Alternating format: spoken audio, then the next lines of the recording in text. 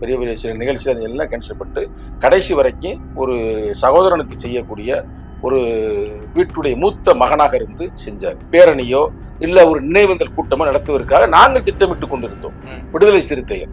ஏன்னா எங்களுக்கு அவருக்கு இந்த உறவு வந்து வெளியில சொல்ல முடிய அளவுக்கு உறவு, நெருக்கமான உறவுன்னு வச்சுங்களேன். திடீர்னு அன்பு தம்பி புரட்சி இயக்குனர் ரஞ்சித் அவர்கள் ஒரு பேப்பர் அனுப்புறாரு, சும்மா ஒரு வெள்ளை பேப்பர் மாதிரி வந்து ஒரு தம்பி வந்து கொடுக்குறாப்புல. பார்த்தோம்னா இப்படி நினைவேந்தல் இருக்கு, பேரணி இருக்கு, வந்து கலந்துக்குங்க அப்படின்ற மாதிரி அந்த நோட்டீஸை கொடுக்குறாப்புல. நீங்களே சொல்லுங்க, சரியா? நம்ம வந்து கொலையாளிலாம் கண்டுபிடிக்கணும்னு நம்ம முதல்வர்கிட்ட பேசுறோம். அவர் இப்ப தொடர்ந்து நடவடிக்கை எடுத்துக் கொண்டிருக்கிறாரு. இப்ப இது சிறப்பாக போகுது. உனக்கு எங்க சிக்கல் இருக்குது? இது ஏன் ஒரு குறிப்பிட்டதை முடக்குற? உனக்கு பேர் முக்கியமா, நீலம் பண்பாட்டு மையம்ன்ற உன் பேனர் முக்கியமா, இல்ல அவருடைய மரணத்துக்கான நம்ம வந்து தீர்வை கண்டுபிடிப்பது முக்கியமா? சரி, அந்த ஊர்வலத்துல வந்து திருமதி ஆம்ஸ்ட்ராங் கலந்து கொண்டாங்களா? காங்கிரஸ்காரர் வந்து கலந்துக்கிட்டானா? குறிப்பா வந்து செல்வ பெருந்தை வந்தாரா? அவர் நண்பர், நெருக்கமான நண்பருங்க. இது வந்து நம்ம கட்சியா போக கூடாதுங்க, சாதியா போக கூடாதுங்க, ஜனநாயக சக்தியை எல்லாத்தையும் திரட்டணும். மீது அந்த விமர்சனம் வைக்கிறாங்க, நீங்க தோழமை சுட்டல் தான் செய்கிறீர்கள், திராவிட முன்னேற்ற கழகத்தின் அந்த கூட்டணியில எல்லாத்தையும் பணிஞ்சிட்டு போறீங்க அப்படின்ற ஒரு விஷயத்த விசிகாவினர் மீது அந்த குற்றச்சாட்டு வைக்கிறாங்க. இப்ப நாங்க தொடர்ந்து போராடலையா? தோழமை சக்தியில் எல்லாரும் சேர்ந்துதான் நீ பறையர் விடுதலை வென்றெடுக்க முடியும். நீ டைலாக் அடிச்சுக்கிறது நாங்க 40 விழுக்காடு இருக்க நாங்க அப்படின்னா உன் பேச்சுக்கு உண்மையிலே சொல்ல போனா எல்லாருக்கும் உலகத்தையே தெரியுங்க. ரவுடி பைய கட்சி யாருன்னா பிஜேபி. ரவுடிகளால் இயக்கப்படுவது பிஜேபி கட்சி. இன்னமும் வந்து அறிவிக்கப்படாத குண்டாசுகள் இந்த தேசத்துக்கே எதிரான ஆளுகள் எங்க இருக்காங்கன்னா RSS இருக்கிறாங்க. செய்திகள் நேர்களுக்கு அன்பு வணக்கம். இன்றைய சிறப்பு நேர்காணல் நிகழ்ச்சியில நம்மோடு இணைந்திருக்கும் சிறப்பு விருந்தினர் விசிகாவை சேர்ந்த மாநில இளைஞரணி செயலாளர் மரியாதைக்குரிய சங்க தமிழன் அவர்கள் தான் அணிஞ்சிருக்காங்க. சார் வணக்கம். வணக்கம். எப்படி இருக்கீங்க சார்? நல்லா இருக்கு. சிறப்பு. ரஞ்சித் அவர்கள் அந்த நடத்திய அந்த பேரணி, எழுச்சி தமிழர் திருமாவளவன் அவர்கள் அதற்கு அந்த கலந்து கொள்ள வேண்டாம் என்று தன்னுடைய நிர்வாகிகளுக்கு அறிவுறுத்தியதாக நம்ம செய்திகள்லாம் பார்த்தோம். அந்த பேரணியில அவர் தொடர்ச்சியா முன்வைத்தார், திராவிட முன்னேற்ற கழகத்தினோட ஆட்சியில தலித் தலைவர்களுக்கு வந்து இங்க பாதுகாப்பு இல்லை, பட்டியல் இனத்தவர்கள் தொடர்ந்து வந்து இந்த திராவிட முன்னேற்ற கழகத்தினோட அந்த 3 ஆண்டு ஆட்சியில வந்து வஞ்சிக்கப்படுறாங்க அப்படின்ற ஒரு விஷயத்த வந்து முன்வைக்கிறார். ஆட்சிகள் மாறினாலும் காட்சிகள் மாறவில்லை அப்படின்ற ஒரு தோணியில தான் அவருடைய பேச்சுகள் அமைஞ்சிச்சு. பற்றி முதற்கட்ட பார்வை பதிவு. அதாவது சகோதரர் ஆம்ஸ்ட்ராங் அவர்களுடைய படுகொலை என்பது ஒரு சாதாரண விஷயம் இல்லை. அவர் ஒரு மாநில கட்சிக்கான ஒரு தலைவர். தேசிய கட்சியினோட மாநில கட்சிக்கு தலைவர்னா தேசிய கட்சியுடைய மாநில தலைவர். அது மட்டுமல்லாமல் தொடர்ந்து வந்து புரட்சியாளர் அம்பேத்கருடைய கோட்பாடுகளையும் இன்னமும் பகவான் புத்தர் கோட்பாடுகளையும் எந்த வெறுப்பு விருப்பு இல்லாமல் பரப்பி கொண்டிருக்கிறார். பல மாணவர்களுக்கும் உதவி செய்து கொண்டிருக்கிறார் படிப்பதற்காக, வழக்கறிஞராக ஆக வேண்டும் என்பது அது எல்லாருக்குமே தெரிஞ்ச உண்மைதான். அப்போ அவர் திடீர்னு வந்து சென்னை சிட்டிக்குள்ளேயே, சென்னையில் ஒரு வலிமையானவருங்க அவரை வந்து வீட்டுக்கு முன்னாடியே வந்து படுகொலை செய்து விடுகிறார்கள். அந்த செய்தி கிடைத்ததுமே எங்க தலைவர் அங்கே ஸ்பாட்டுக்கே போனார். அதெல்லாம் உங்களுக்கு தெரியும். 1க்கு 3 முறை செய்து சென்றார். ஃபர்ஸ்ட் எடுத்துமே மலர்வலை வச்சது எங்க தலைவர் தான். அதுக்கடுத்து வந்து 48 மணி நேரம் அதுக்கு உண்டான ஷெடியூல்ஸ் எல்லாத்தையும் வந்து போஸ்ட்போன் பண்ணி அதுக்கு முழுக்க அவருடைய இறுதி சடங்குல அவர் பங்கேற்றார். கரெக்டா. எங்க தலைவர் எல்லா நிகழ்ச்சியுமே கேன்சல் பண்ணிட்டார். பெரிய பெரிய சில நிகழ்ச்சிகள் எல்லாம் கேன்சல் பண்ணிட்டு கடைசி வரைக்கும் ஒரு சகோதரனுக்கு செய்யக்கூடிய ஒரு வீட்டுடைய மூத்த மகனாக இருந்து செஞ்சார். இது நீ எல்லாருமே பார்த்துருப்பீங்க. மேதகுடைய தாய் இறந்தப்போ கூட யாரும் போகல. எங்க தலைவர் மட்டும் நேரடியாக இங்கு சென்று அவங்களுக்கு பணிவிடை செய்தார். அவருக்கு அவர் தந்தையார் இறந்த போது. அப்ப இவ்வளவு எங்க தலைவர் வந்து அவ்வளவுக்கு ஒரு அன்பு மிகுந்தவர். அந்த மீதில தான் அதை போய் செஞ்சிருக்கிறாரு. அப்ப அதுக்கடுத்து அவருக்கு ஒரு நிகழ்ச்சி நடத்தணும், ஒரு மாபெரும் ஒரு பேரணியோ இல்ல ஒரு நினைவேந்தல் கூட்டமோ நடத்துவதற்காக நாங்கள் திட்டமிட்டு கொண்டிருந்தோம் விடுதலை சிறுத்தைகள். ஏன்னா எங்களுக்கு அவருக்கு இந்த உறவு வந்து வெளியில சொல்ல முடிய அளவுக்கு உறவு, நெருக்கமான உறவுன்னு வச்சுங்களேன். அப்ப இது இருக்கும்போது திடீர்னு அன்பு தம்பி புரட்சி இயக்குனர் ரஞ்சித் அவர்கள் ஒரு பேப்பர் அனுப்புறாரு, சும்மா ஒரு வெள்ளை பேப்பர் மாதிரி வந்து ஒரு தம்பி வந்து கொடுக்குறாப்புல. பார்த்தோம்னா இப்படி நினைவேந்தல் இருக்கு, பேரணி இருக்கு, வந்து கலந்துக்குங்க அப்படின்ற மாதிரி அந்த நோட்டீஸை கொடுக்குறாப்புல. நீங்களே சொல்லுங்க, சரியா? இது முறையா? முறையான ஒரு அழைப்புதல் இல்லைன்னு. அழைப்புதல் இல்லைங்க, இது வந்து டிஸ்கஸ் பண்ணணுங்க. நம்ம மட்டும் அங்க போய் நடத்துறதுல அவங்க ஒண்ணும் நீ தனியா இருந்தாலும் ஒண்ணு விட்டுனாங்க. நீ எல்லா ஜனநாயக சக்திகள் தோழமை சக்தியோட இணைய வேண்டும். அதான் அங்க இருக்கிற கோட்பாடு. சும்மா வெறும் நீ வந்து ஒரு குறிப்பிட்ட சமூகமே ஏற்கனவே ஒடுக்குறாங்க, உனக்கு சேரியில வைக்கிறாங்க. அப்ப நீ அதை மட்டுமே முன்னிலைப்படுத்துறதுல பயன் இல்லைல்ல. இப்ப யோசித்து பாருங்க, உங்களுக்கு வரலாறு சொல்றோம். திருச்சியில வந்து ஒரு காலத்துல வந்து திண்ணியம் என்ற ஒரு இடத்துல வந்து மலத்தை வந்து ஒரு தலித்துடைய வாயில திணிச்சிட்டாங்க. நான் சொல்றது வந்து ஏறக்குறைய ஒரு 15 வருஷத்துக்கு முன்னாடி உள்ள ஸ்டோரி. அப்ப வந்து திருச்சி நாங்க ஒரு மாநாடு பேர் நடத்தினோம்ங்க. ஏறக்குறைய 1,00,000த்திற்கு அதிகமான மக்கள் திரண்டார்கள். அதை விட கொடுமையில ஒரு தலைவனை வந்து கொலை பண்ணிட்டாங்க. பட்ட பகல் மாதிரி 7 மணி என்பது வீட்டுல வந்து கொள்றாங்க. எப்படி சின்னத்துறை என்ற ஒரு நல்ல ஒரு தலித்து பையன் வந்து திருநெல்வேலியில படிச்சான் இருக்கா, வீட்டு ஏறி வந்து வாயில் வெட்டினாங்கல்ல. அதுக்கு இதுக்கு என்ன வித்தியாசம்? இந்த இவர் வந்து ஒயிட்டு சட்டையை மாட்டி நீட்டா அம்பேத்கர் கருத்துக்களை பரப்பிக்கிட்டு இருந்தாரு. அப்ப வந்து வெட்டுறாங்கன்னா அப்ப நம்ம வந்து ஒரு சிறப்பா வந்து அவர் நடந்து போச்சு. நம்ம வந்து கொலையாளெல்லாம் கண்டுபிடிக்கணும்னு நம்ம முதல்வர்கிட்ட பேசுறோம். அவர் இப்ப தொடர்ந்து நடவடிக்கை எடுத்துக் கொண்டிருக்கிறாரு. இப்ப இது சிறப்பாக போகுது. உனக்கு எங்க சிக்கல் இருக்குது? அப்ப இப்படி இருக்கும்போது நீங்க எங்கிட்ட சொல்லியிருந்தீங்கன்னா நம்ம எல்லாரும் உட்கார்ந்து முறையா அண்ணன் செல்வ பெருந்தகை இன்னும் யாரு அவர் கடைசி வரைக்கும் இருந்தார்ல அவரை கூப்பிடுவோம். இன்னமும் திராவிட முன்னேற்ற கழகத்தில் இருக்கிற அன்னைய ராஜாவை கூப்பிடுவோம். அதே நேரத்துல வந்து பல தலைவர் வந்தாங்க, சீமானை கூப்பிடுவோம். இது ஏன் ஒரு குறிப்பிட்டதை முடக்குற? உனக்கு பேர் முக்கியமா? நீலம் பண்பாட்டு மையம்ன்ற உன் பேனர் முக்கியமா? இல்ல அவருடைய மரணத்துக்கான நம்ம வந்து தீர்வை கண்டுபிடிப்பது முக்கியமா? நான் கேட்கிற கேள்வி கரெக்டா இல்லையாங்க? அவ பொறுமையா இருந்து பண்ணியிருந்தாருன்னா ஒரு தமிழகமே திரும்பி பார்க்கிற அளவிற்கு ஒண்ணு செய்யும் பொழுது அது எதிராளிகள் பயப்படுவாங்கல்ல.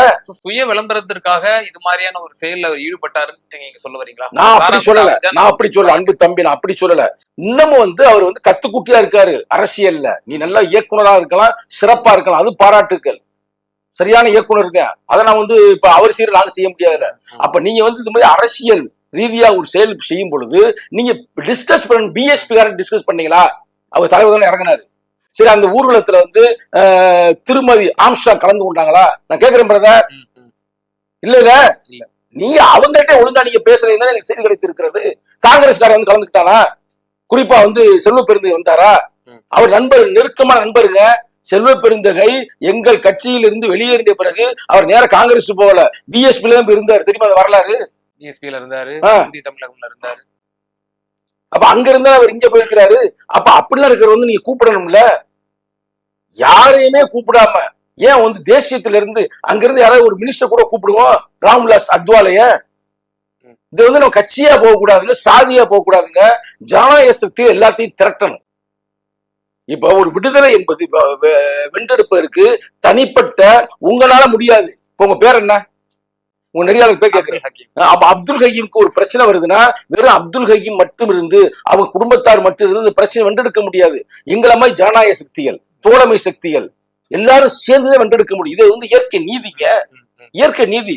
அதை விட்டு நாங்க மட்டும் நடத்துவோம் அப்படின்னு நடத்துவது ஒரு முட்டாள்தனமான செயல் இல்லையா? அதை வந்து ஒரு பெரிய தலைவரிடம் நீ வந்து சும்மா அனுப்பி விட்டேன்னா உங்க தலைவர் வந்து எங்க தலைவர் வந்து கலந்து கொள்வாரா? அதை எங்க தலைவர் ஒண்ணுமே சொல்ல. சரி நடத்துப்பா அப்படின்னு நாங்க போகல. இது என்ன குற்றம்? நாங்க இப்ப நடத்த போறோம்ங்க, முறை நடத்த போறோம்ங்க. நல்லா நீ ஒரு கேள்வி கேட்டீங்க, திமுக சரியாக செயல்படுகிறதா? சரியாதான் செயல்படுது. இதுல என்ன உனக்கு சிக்கல்? நீ போய் அங்க மேடை உட்காந்துக்கிட்டு இவங்களை கேவலமா பேசுற, மேயரை கேவலமா பேசுற. மேயருக்கு மேல என்ன குத்தம்? இந்த கொலைக்கு மேயருக்கு என்னங்க குத்தம்? அது கேள்வி உட்படுத்துறாரு மேயர் அவர்களே. நீங்கள் வந்து மேயர் ஆனதற்கு திமுக காரணம் அல்ல, அம்பேத்கர் அவர்கள் கொடுத்த அந்த ரிசர்வேஷன் தான் நீங்கள் அந்த மேயர் ஆனதற்கு இருந்த காரணம் அப்படின்னு சொல்லி அதுல மேற்கோள் காட்டுறாரு. இதுல திமுக எதிர்ப்பது தேவையே இல்லையே. அதுல வந்து கொலகார பாவி யாராரு? ஒரு பிஜேபி காரன் இருக்கானா இல்லையா? இருக்கானா இல்லையாங்க? எல்லா கட்சியிலும் இருக்காங்க. எல்லா மெயினா சொல்ற பிஜேபி தான் மெயினா கொண்டு போறாங்க. ருத்ரா கொண்டு போறாங்கல்ல.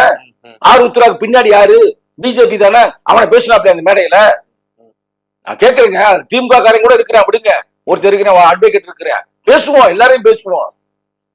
அதிமுக காரங்க கூட இருக்கிறான்ல, வாசன் கட்சிக்காரங்க கூட இருக்கிறான்ல, இன்னும் எந்தெந்த கட்சிக்காரன் வரப்போறான்னு தெரியல. அத பேசுவோம். அப்ப அவருக்கு வந்து ஒரு சிறப்பு நடத்தும். ஏங்க இன்னும் சொல்றேங்க, 97ல அம்மாவாசி வேலு மேலாவளவு அந்த படுகொலை 91 நடந்துச்சு. அதே மாதிரி 97ல வந்து சென்னகரம்பட்டி அந்த மேலாவளவு அந்த பிரச்சனைகள்லாம் நாங்க வந்து நீதி வேண்டும் என்று சென்னையில ஒரு பேரணி நடத்தினோம்ங்க. வரலாற்று அப்படி பேரணி இது வரைக்கும் நடத்தப்படவே இல்லை.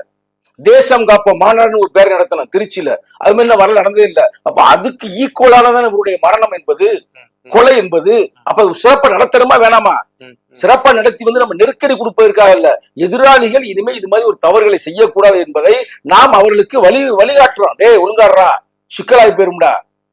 Best army is better than border புரட்சி அம்பேத்கர் அந்த கோட்பாடு நான் நடத்துறதுக்கு நாங்கள் திட்டமிட்டு இருக்கும் பொழுது இவர் வந்து ஏதோ தான் பேர் எடுக்க வேண்டும் என்பதற்காக ஏதோ சல்லிப்பைய மாதிரி ஒரு வேலையை செஞ்சுட்டாரு. அதனால நாங்க போகல, அவ்வளவு, வேற ஒண்ணுமே இல்லை. சோ அவருக்கு அந்த முதிர்ச்சி இல்ல, எங்களோட டிஸ்கஷன் பண்ணிருக்கணும் அப்படின்ற ஒரு குறையை நீங்க மேற்கொள்ள காட்டுறீங்க. இது குறை இல்லைங்க, இணைந்து செயல்படணும், ஒருவர் டிஸ்கஸ் பண்ணணும். இப்ப அன்னைக்கு வந்து இருக்கும்போது எங்க தலைவர் நேரடியா முதல்வர்கிட்ட பேசினாருங்க. நேரடியா முதல்வர்கிட்ட பேசி ஐயா இது மாதிரி இருக்கு, பிரச்சனையை முடிச்சு கொடுங்க அப்படின்னு. இன்னும் கூட இவங்க நெருக்கடிகள் நிறைய கொடுத்துருந்தாங்கன்னா அவங்க எங்க விரும்பினாங்களோ அங்கேயே அடக்கம் பண்ணியிருக்கலாம். அவங்க அதுக்கடுத்து அந்த நிலைமைக்கே வரவே இல்லையே. நாங்க போன பிறகுதாங்க அது முறையா நடந்து அவங்களுக்கு இடம் அங்கே ஒதுக்கப்பட்டு அது வந்து இன்னைக்கு சிறப்பா வந்து நடைபெற்று முடித்திருக்கிறது. அதே போல அந்த அவருடைய பேச்சில் உள்ள இன்னொரு விஷயமும் மேற்கொள்றாரு. ஆதி திராவிட நலத்துறை அமைச்சர் கயல்விழி அவர்கள் ஏன் வந்து ஸ்பாட்டுக்கு வரல, அந்த கலந்து இது எல்லாமே சரியானதுங்க. நான் அதை வந்து நான் இது சொல்லல, அவங்க ஏன் வரல, வந்திருக்கணும், அந்த பெண்மகள்லாம் வந்திருக்கணும். ஆனா அவங்க வரல, ஏன்னா அவங்க ஒரு கட்சியோட இருக்கிறாங்க. நீ என்னதான் தலித்தாரம் எதார்த்தத்தை பேசுவான், இதெல்லாம் தெரியாத மாதிரி பைத்தியக்கார மாதிரி பேசக்கூடாது. அவங்க ஒரு கட்சியில இருக்கிறாங்க. அவங்களுக்கு தலித்து விடுதலை என்பதை விட கட்சியுடைய அந்த கோட்பாடு, கொள்கை, கட்சியுடைய அமைப்பு தான் முக்கியம். அடிப்படையில் அவங்க வரணும். புரட்சி அம்பேத்கர் பூனா ஒப்பந்தத்துல என்ன சொன்னாரு?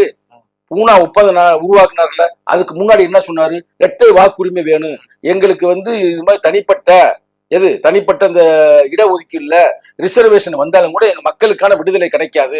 உங்களுக்கு தெரியுமா, இன்னைக்கு 543 எம்பியில வந்து ஏறக்குறைய 140 எம்பி வந்து தலித் எம்பிகள், எஸ்சி எஸ்டி எம்பிகள், தலித் எம்பிகள். இங்க இருக்கிற 243ல ஏறக்குறைய 50-60க்கு மேல தலித் எம்எல்ஏக்கள். இவங்க என்னைக்காவது வேங்க வயலுக்காக பேசியிருக்கிறாங்களா விடுதலை சிறுத்தைகளை தவிர? எவர்களாவது இவர்கள் வந்து இந்த இப்ப நடந்துச்சுல இந்த சின்னத்துறை அந்த தம்பி வெட்டினாங்களா, அப்ப போய் ஆர்ப்பாட்டம் நடத்திருக்கிறாங்களா? செய்ய மாட்டாங்க. இதெல்லாம் தெரிஞ்சதானுங்க. இது சும்மா இதை வச்சு நீ என்ன அரசியல் பண்ணிக்கிட்டு இருக்க?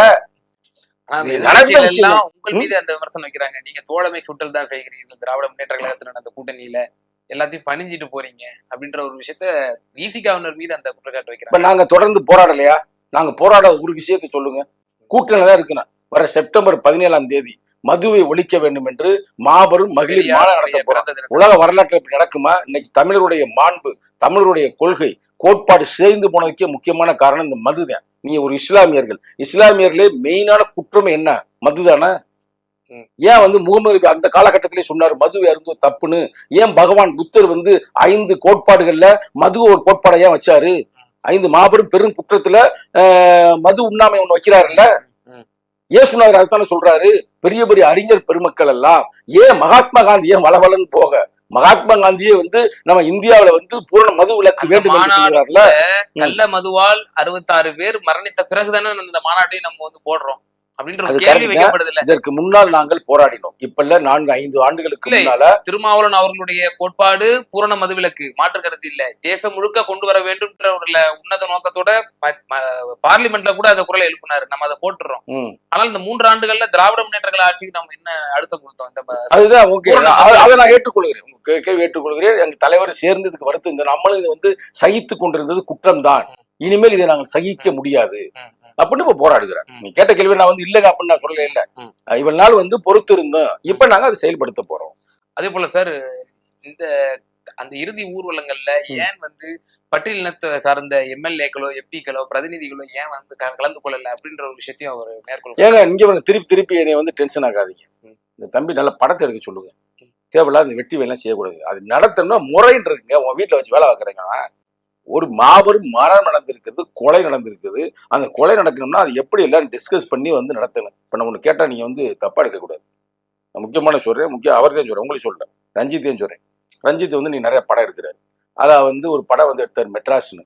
அது டைலாக் போடுவார் பாத்தீங்களா, எங்க ஊரு மெட்ராஸ், அதுக்கு நாங்க தான் அட்ரஸ்ன்னு போடுவாரா போடலையா? போடுவார்லங்க. அந்த பாட்டை எழுதுனது யாரு? மெட்ராஸ்காரரா? கவிஞர் கபிலன், பாண்டிச்சேரிக்காரு. அதுக்கு மியூசிக் போட்டார்ல, அவர் யாரு நினைக்கிறீங்க? அவர் ஒரு பிராமணன் மியூசிக் டைரக்டர், சந்தோஷ். ரைட்டா? அந்த படம் வந்து பல பல சமூகத்தை சார்ந்தவர்கள் வேலை பார்த்து அந்த படத்தை வெற்றி படமா ஆக்குனாங்க. அந்த படத்தை பார்த்தவன் வந்து வெறும் தலித்து மட்டும்தான் பார்த்தானா? தலித்து அல்லாதவர் எல்லாரும் தானே சேர்ந்து பார்த்தாங்க. அந்த படத்துல கதாநாயகனே வந்து தலித்து இல்லைல்ல, நான் தலித்தானே, ஹீரோயின் நான் தலித்தானே. அப்ப ஒரு திரைப்படமே வெற்றி பெறுவதற்கு அனைத்து சமூகங்களும், அனைத்து ஜனநாயக சக்திகளும் நல்ல முற்போக்கு சிந்தனையாளர்களும் சேர்ந்து வேலை செஞ்சாதான் வெற்றி பெற முடியும். நான் சொல்ற கரெக்டா இல்லையா? நீ அந்த மேடையில உட்காந்து சொல்ற மெட்ராஸ்ல நாங்க வச்சத சட்டம், நாங்க 40 விழுக்காடு இருக்கோம் அப்படியா இப்படியான்றது உன்ன மாதிரி பைத்தியக்கார பைய RSS கார பையலுக்கு பேசுறது, சங்கி பையலுக்கு பேசுறதுக்கு உனக்கு என்ன வித்தியாசம்? அம்பேத்கர் எந்த இடத்துலயுமே சொன்னது இல்லைங்க அந்த மாதிரி. அம்பேத்கர் என்ன சொல்றாரு? எல்லா ஜனநாயக சக்திகள் தோழமை சக்தியில வைத்துதான் வென்றெடுக்க வேண்டும்ன்றாரு. 1925 டிசம்பர் 25 தெரியாத அந்த தம்பிக்கு வரலாறுலாம் சும்மா அம்பேத்கர் சொல்லுவாப்புல, அம்பேத்கருடைய வரலாறு ஒண்ணும் தெரியாது, அந்த தம்பி தான் சொல்றேன். அப்ப மனு நீதி எரிக்கிறார் புரட்சி அம்பேத்கர். எரிக்கும் போது அவர் எரிக்கல, வெறும் மகர் சமூகத்தை மட்டும் வச்சு எரிக்கல, ஒரு பிராமணனை வச்சு எரிக்கிறார். எப்படி உங்களுக்கு புரியுதா? வரலாறு புரியுதா? அந்த தம்பி எப்படி கொண்டு போறாப்புல? ஏற்கனவே தலைமுறையா ஒடுக்கப்பட்டிருக்குது, நீ தனியா கொண்டு போய் ஏன் சேர்க்கிற? விடுதலை சிறுத்தைகள் வேளச்சேரி தீர்மானமே என்ன? அதெல்லாம் படி தம்பி. எல்லா ஜனநாயக சக்தியிலும் தோழமை சக்தியிலும் ஒன்றிணைந்துதான் விடுதலைக்காக போராட வேண்டும். இப்ப இவரு நல்லக்கண்ணையா இருக்காரு, அவர் யாரு? அவரை தலித்தா? ஆனா தலித்து விடுதலைக்காகத்தான் தொடர்ந்து போராடி கொண்டிருக்கிறார். மறுக்க முடியுமா? அது மாதிரி நான் லிஸ்ட் 1000 பேரை நான் சொல்ல முடியும். இன்னொரு விஷயமா சொன்னா நீல அசந்து போயிருவீங்க. அவரை சொல்லி கொடுக்க, அவர் அரசியல் நடத்துறீங்கப்ப உங்க தொலைக்காட்சி மூலமாக, வேற ஒண்ணும் இல்ல. வெண்மணின்னு ஒரு கலவரம் நடந்துச்சு, நான் இருக்கா? கலவரம் நடந்து கீழ்வெண்மையில சொல்லல, கீழ்வெண்மையில கொண்டுட்டாங்க, தீய வச்சு எரிச்சுட்டாங்க. எரிச்சு பூரா உட்பட்டவர்களை யாரும் தொழிலாளிகள் மட்டுமல்ல, பல்லர் சமூகத்தை சார்ந்தவர்கள். அவங்கள செஞ்சவன் யாரு? அவன் ஒரு சாதிக்காரன், பேரை சொல்ல விரும்பல. அவனை நீதிமன்ற தீர்ப்பு கொடுத்து விடுதலை பண்ணிட்டாங்க. என்னவா சொன்னாங்க? இவர் பெரிய பணக்காரு, கார் எல்லாம் வச்சிருக்கிறாரு, இன்கம் டேக்ஸ் எல்லாம் கட்டுறாரு, வருமான வரிலாம். ஆனா இவரெல்லாம் அப்படி கொலை செஞ்சிருக்க மாட்டாரு. அந்த கொலகார பாவியை வெளியில விட்டுட்டாங்க. வெளியில வந்ததுமே அவனை 4-5 பேர் சேர்ந்து போட்டு தாலி பண்ணிட்டாங்க. காலி பண்ணதுல முக்கியமான தலைவனா இருந்தவங்க யாரும் தெரியுமில?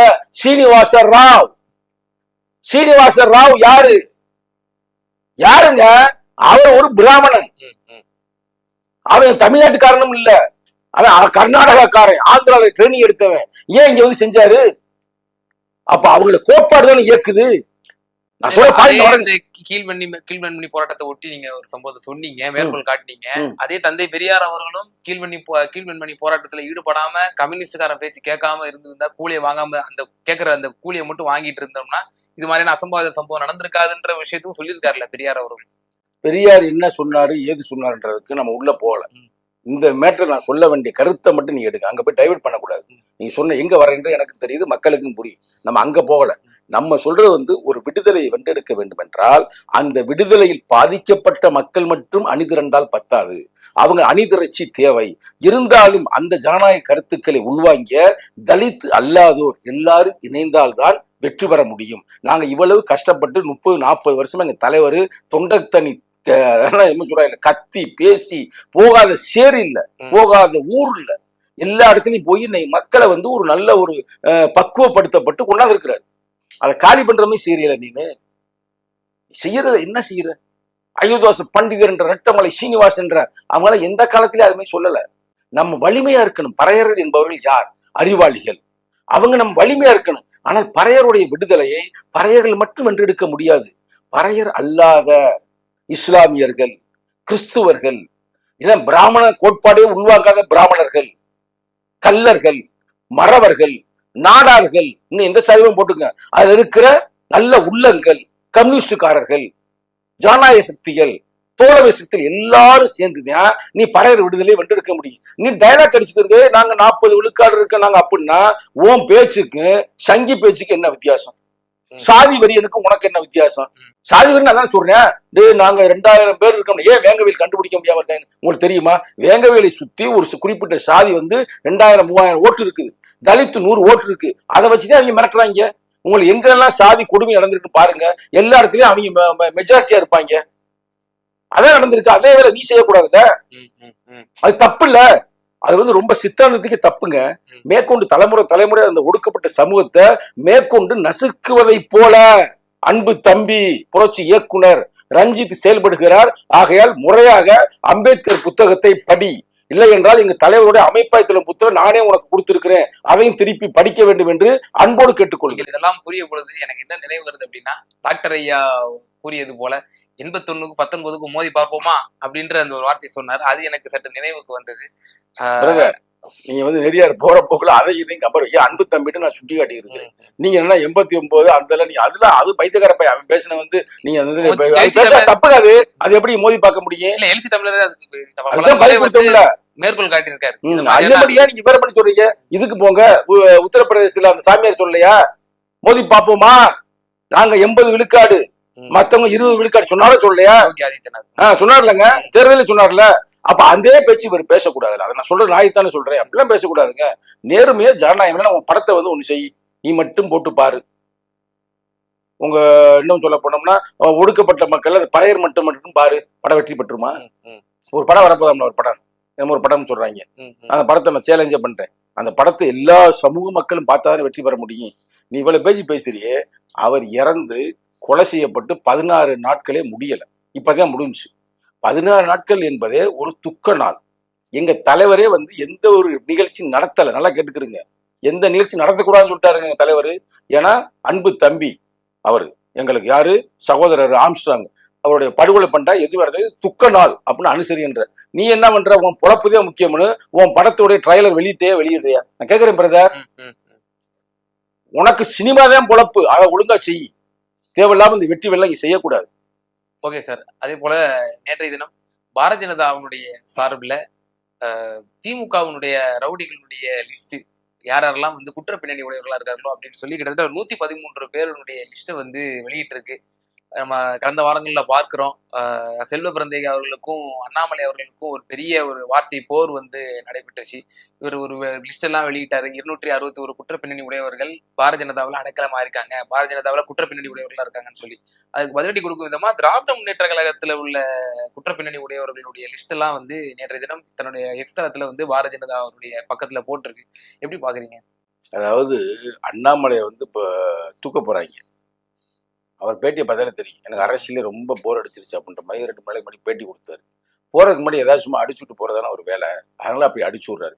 அப்படி உண்மையிலேயே அவர் செய்ததா இருந்தா அவங்க கட்சியில தான் ரவுடி கும்பல் பூராமே இருக்குது.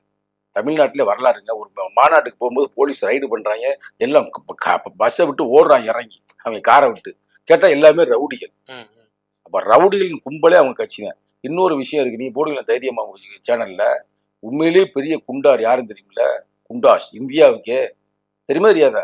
அமித்ஷா தான், மோடி தாங்க இந்தியாவுக்கே. இதை சும்மா போற போக்குல சொல்ல, ரெக்கார்டு இருக்கு, பழைய ரெக்கார்டு எல்லாம் எடுத்து பாருங்க. இளம் பெண்ணை வேவு பார்த்தவர்கள் யார் அப்படின்னு நெட்டில் உங்களுக்கு இருந்தா நெட்டில் போடுங்க. இளம் பெண்ணை வேவு பார்த்தவர்கள் யார்? Who guild Loya? எல்லாம் நெட்டில் நான் போட்டு, நான் சொல்ற போற சும்மா பேசலாம். அவங்க மாதிரி பைத்தியக்காரத்தனம் எல்லாம் போட்டு பாருங்க. எல்லாமே இவங்க வேலை தான். இன்னைக்கு இவங்க உச்ச அதிகாரத்தில் இருக்கிறாங்க. அப்ப உச்ச அதிகாரத்திற்கு இப்ப போய் நம்ம சொல்ல முடியுமா? அப்படிலாம் இருந்திருக்கலாம் ஒரு காலத்துல, இப்ப போய் சொல்ல முடியுமா? அது மாதிரி வந்து நீங்க வந்து இவ்வாறு சொல்றீங்க. செல்வ பெருந்தகை நீங்க ஒரு கட்சியோடைய யாரு மாநில தலைவர், தேசிய கட்சி, அவர் நீ ரவுடி அப்படின்ற மாதிரி பேசுனீங்கன்னா அப்ப நீ யாரு? உன் கட்சியோடைய தலைவர்கள் யாரு? அப்ப நான் சொல்லல, நான் ஒண்ணும் மோடியை ரவுடின்னு சொல்லல, அமித்ஷா ரவுடின்னு சொல்லல. இதெல்லாம் பழைய பின்புலத்துல இருக்குன்னு சொல்றேன். எடுத்து பாருங்க. நான் சொன்ன வந்து அப்படியே மக்கள்கிட்ட போட்டு நெட்டில் வந்து ஹூ கெல்டு லோயா போட்டு பாருங்க. இளம் பெண்ணை வேவு பார்த்தில் யாரும் போட்டு பாருங்க, உங்களுக்கு ஆட்டோமேட்டிக் எல்லாமே வரும். அப்புறம் என்ன, அந்த கேஸ்ல முடியவே இல்லை. ஆட்சி அதிகாரத்தில் இருக்கனால அவங்க மாட்டல. அப்படிலாம் பேசக்கூடாது. உண்மையிலே சொல்ல போனா எல்லாருக்கும் உலகத்தையே தெரியுமுங்க, ரவுடி பைய கட்சி யாருன்னா பிஜேபி. ரவுடிகளால் இயக்கப்படுவது பிஜேபி கட்சி. இன்னமும் வந்து அறிவிக்கப்படாத குண்டாசுகள் இந்த தேசத்துக்கே எதிரான ஆளுகள் எங்க இருக்காங்கன்னா RSS இருக்கிறாங்க. இப்ப நம்ம பேசிக்கொண்டிருக்க இந்த தருணத்தில் நேற்று ஒரு அறிக்கை வந்திருக்கு, தெரியுமா தெரியாதா? நீங்க அதெல்லாம் கண்டுக்கிறாங்க. மத்திய அரசினுடைய பணிகள்ல RSS ஆக்டிவிட்டீஸ்ல ஈடுபடலாம் சொல்றீங்களா? கரெக்டா சொல்றீங்களா? அதெல்லாம் கேள்வி கேட்கல. இதை விட்டு நீ சும்மா ரஞ்சித்தே கெடுக்குறீங்க. இது எவ்வளவு பெரிய கேள்வி, இது எவ்வளவு பெரிய செய்தி. தமிழ்நாட்டுக்கு மட்டும் இந்தியாவுக்கே சிக்கல். RSSல இருக்கிறவங்க கவர்மெண்ட்ல வேலை பார்த்துக்கலாம், கவர்மெண்ட்ல இருக்கிறவங்க எல்லாம் RSSல சேர்ந்துக்கலாம்னு ஏறக்குறைய 56 ஆண்டுகளுக்கு பின்னால் இந்த சட்டத்தை நீங்க கொண்டு வர்றீங்க.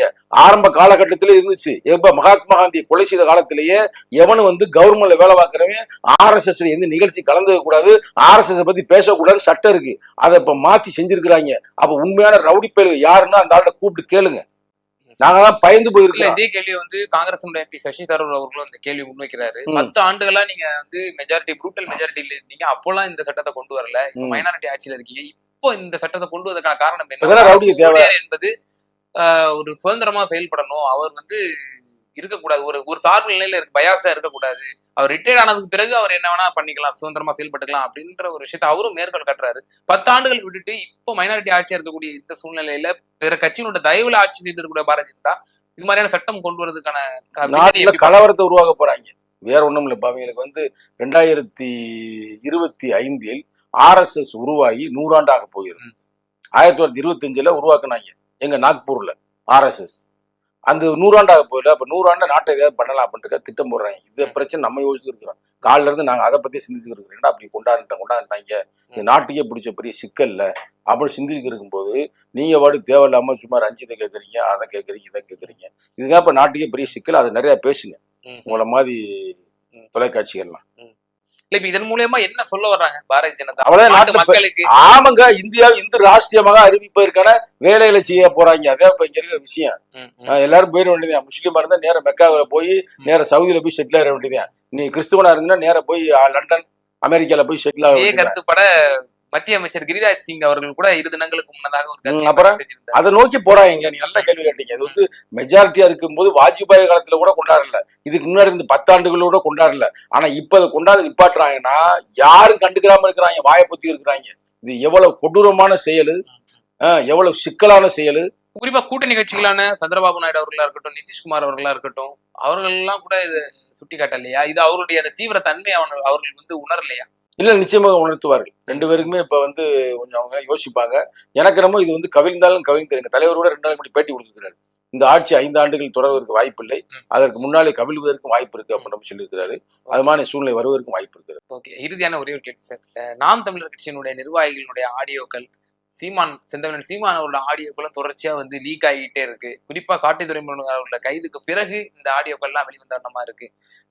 காவலர்கள் என்னுடைய போனை வாங்கிக்கிட்டாங்க, பாஸ்வேர்டு எல்லாம் வாங்கிக்கிட்டாங்க, ஸ்டோரேஜ் பண்ணி வச்சுக்கிட்டாங்க. அது எப்படி வந்து வெளி உலகத்துக்கு லீக் ஆகுது அப்படின்ற கேள்வி சாட்டை துரைமுருகன் தொடர்ச்சியா முன் வச்சுட்டு இருக்காரு. அந்த கேள்வியை எப்படி பாக்குறீங்க? இந்த சம்பவத்தை ஒரு தலைவர் அவர்கள் ஒரு பர்சனலா அவருடைய நிர்வாகிகளிடமோ தங்களுடைய தலைவரிடமோ உரையாடுற இந்த ஆடியோக்கள் எல்லாம் வந்து பொது வெளியில வந்து வெளியிடுறதுங்கிறது ஒரு சரியான இதுவா எப்படி பாக்குறீங்க?